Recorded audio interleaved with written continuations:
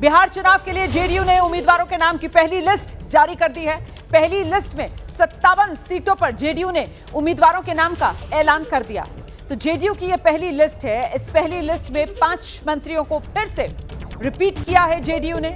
नालंदा से श्रवण कुमार, सरायरंजन से विजय चौधरी, कल्याणपुर से महेश्वर हजारी, बहादुरपुर से मदन साहनी को टिकट दिया गया है। सोनबरसा सीट से जेडीयू ने एक बार फिर रत्नेश सदा पर भरोसा जताया है। फुलवारी शरीफ से श्याम रजक को उम्मीदवार बनाया है। राजगीर से कौशल किशोर को फिर से टिकट दिया गया है। मुकामा से अनंत सिंह जेडीयू के उम्मीदवार। गायघाट सीट से कोमल सिंह को चुनाव मैदान में उतार दिया गया है। चिराग की सांसद वीणा देवी की बेटी हैं, वहीं जेडीयू उम्मीदवार कोमल सिंह है। जेडीयू ने बरबीघा के सिटिंग विधायक सुदर्शन कुमार का टिकट काट दिया। जेडीयू ने बरबीघा से कुमार पुष्पंजय को अपना उम्मीदवार बनाया। कुशवेश्वर स्थान सीट से भी जेडीयू ने टिकट काटा है अमन भूषण हजारिका। कुशवेश्वर स्थान से जेडीयू ने अतिरेक कुमार को टिकट दिया है, अपना उम्मीदवार बनाया है। वहीं परसा से छोटेलाल यादव को जेडीयू ने टिकट दिया। आरजेडी छोड़कर जेडीयू में शामिल हुए थे छोटेलाल यादव।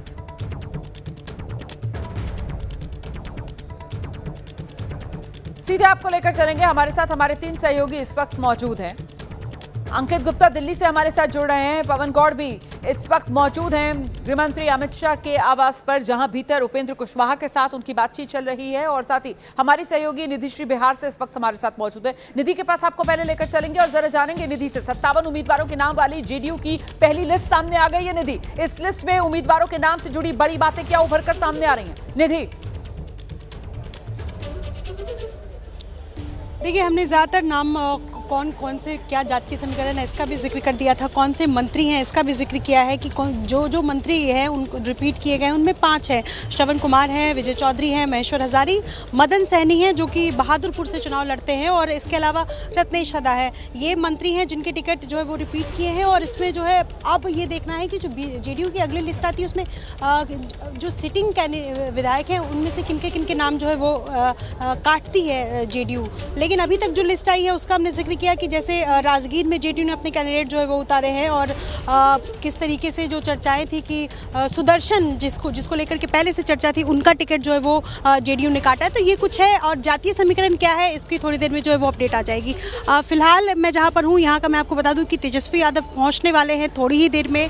नामांकन का पर्चा दाखिल करेंगे, तो किसी भी वक्त तेजस्वी यादव जो वो यहाँ आ सकते हैं। जी, आप रहिए मेरे साथ, में लौटूंगी आपके पास। तो कभी भी यहाँ तेजस्वी यादव पहुंचने वाले हैं नामांकन दाखिल करने के लिए। राघोपुर से एक बार फिर चुनाव मैदान में ताल ठोकने की तैयारी में हैं तेजस्वी यादव। क्या जीत की हैट्रिक तेजस्वी यादव राघोपुर सीट से लगा पाएंगे, यही बड़ा सवाल है। लेकिन इस बीच जेडीयू की तरफ से 57 उम्मीदवारों के नाम की जो पहली लिस्ट जारी कर दी गई है, ये लिस्ट और जिस तरीके की खबरें चल रही थी अंकित गुप्ता, खासतौर से सोनबरसा सीट हो गई, राजगीर सीट हो गई, कुछ अन्य सीटें हो गई, गायघाट सीट हो गई, उसको लेकर क्या ये झटका माना जाएगा एलजेपी रामविलास पार्टी के लिए, या फिर जो बात आप पहले कह रहे थे कि चिराग पासवान की पार्टी के सूत्र ये जानकारी दे रहे हैं कि साहब ऐसा कुछ नहीं है, हमारी दावेदारी इन सीटों पर थी ही नहीं? अंकित।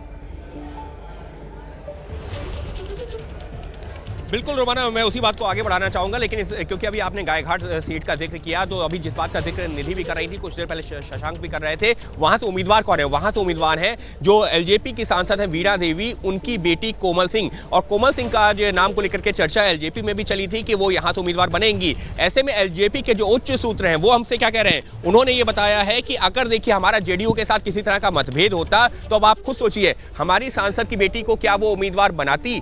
नहीं बनाती। और ऐसे में तो 29 सीटों की बात कर रहे हैं, हमारी जो है सांसद की बेटी को जेडीयू ने उम्मीदवार बना करके, तो ऐसे तो हमारी जो है 30 सीटें हो जाएंगी। लेकिन फिर भी वहां कोई मतभेद है ही नहीं। लेकिन रोमाना, उससे बड़ी खबर अब मैं देने जा रहा हूं कि एलजेपी के उच्च सूत्रों के हवाले से खबर है कि जेडीयू के साथ कहीं कोई मतभेद नहीं है।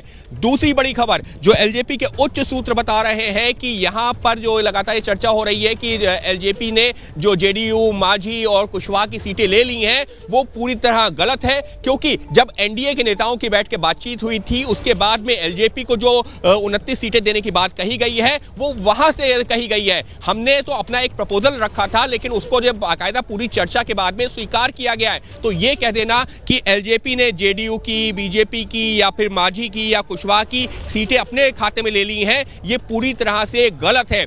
तीसरी चीज, ये जो मीडिया में कई तरह की खबरें आई हैं कि सही भी नहीं है ना अंकित गुप्ता। अगर मामला इतना ही सीधा होता तो उपेंद्र कुशवाहा पटना से दिल्ली में नहीं आए होते ना, और उपेंद्र कुशवाहा इस वक्त गृह मंत्री अमित शाह से मुलाकात नहीं कर रहे होते ना, क्योंकि महुआ सीट जिसको लेकर साफ तौर पर कहा जा रहा है आश्वासन उपेंद्र कुशवाहा को दिया गया, लेकिन सीट चिराग पासवान के खाते में जा रही थी, और इसी वजह से तो यहां मान मुनव्वर की नौबत इस हद तक पहुंची है कि दिल्ली में इस वक्त गृह मंत्री अमित शाह से उपेंद्र कुशवाहा की मुलाकात चल रही है। सीधे आपको लेकर चलेंगे, पवन गौड़ इस वक्त हमारे साथ मौजूद है। पवन से ही जानते हैं क्या जानकारी मिल रही है, कुछ खबरें छनकर बाहर आ पा रही हैं। पवन, सूत्र क्या बता रहे हैं? देखिए रोमाना, चुनाव में बहुत सारी चीजें ऐसी होती है जो पर्दे के पीछे होती है, जिनको कोई भी दल या गठबंधन नहीं चाहेगा पर्दे के बाहर निकल के आए, तो इसलिए सब जगह कहा जाता है कि ऑल इज वेल, लेकिन ऑल इज वेल नहीं है। इसीलिए उपेंद्र कुशवाहा वो यहाँ गृह मंत्री अमित शाह से मुलाकात कर रहे हैं। तकरीबन 45 मिनट से ज्यादा से मुलाकात चल रही है। मुलाकात में चर्चा वही है कि अगर क्योंकि महुआ सीट पर उपेंद्र कुशवाहा चाहते थे अपने बेटे को चुनाव लड़वाना, तो ऐसे में अगर महुआ सीट अगर उपेंद्र कुशवाहा को नहीं मिलती है तो उसके जगह पे उनको क्या ऑप्शन मिलता है, क्या कोई और बेहतर सीट मिल सकती है, या उसके अलावा क्या उनको उसकी जगह पर कोई एमएलसी का वादा किया जा सकता है, या उनके साथ साथ क्योंकि उनकी जो राज्यसभा का कार्यकाल है वो 2026 में खत्म हो जाएगा, तो ऐसे में क्या उनको ये आश्वासन दिया जाएगा कि उनकी राज्यसभा रिपीट कर दी जाएगी। तो ये कई सारे विकल्प हैं, उन सब विकल्पों को लेकर अंदर गृह मंत्री अमित शाह के साथ चर्चा चल रही है। उनमें केंद्रीय मंत्री नित्यानंद राय भी मौजूद हैं। जब चिराग पासवान से भी बात नहीं बन रही थी तो केंद्रीय मंत्री नित्यानंद राय को इसकी जिम्मेदारी सौंपी गई, और उन्होंने लगातार चिराग पासवान से कई सारी मुलाकात करके और उनको चिराग पासवान के कम से कम जो शिकायतें थी उनको दूर किया, और उनको वापस फिर एनडीए में एक साथ जो ऑल इज वेल करने की कोशिश की गई। अब फिर से नित्यानंद राय यहां गृह मंत्री अमित शाह के आवास पर पहुंचे उपेंद्र कुशवाहा के साथ से। तकरीबन पौने घंटे से यह मुलाकात चल रही है और सभी विकल्पों पर चर्चा हो रही है कि क्या फिर से महुआ सीट उपेंद्र कुशवाहा को दी जा सकती है, अगर उनको नहीं मिलती है तो क्या अन्य विकल्प इसके साथ साथ हो सकते हैं। उन सब विकल्पों को लेकर अंदर चर्चा चल रही है।